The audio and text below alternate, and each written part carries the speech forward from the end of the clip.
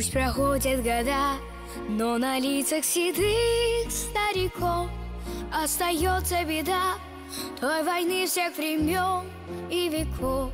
Шли солдаты на смерть, покидая родительский дом, и сражались они за свободу земли, на которой с тобой мы живем.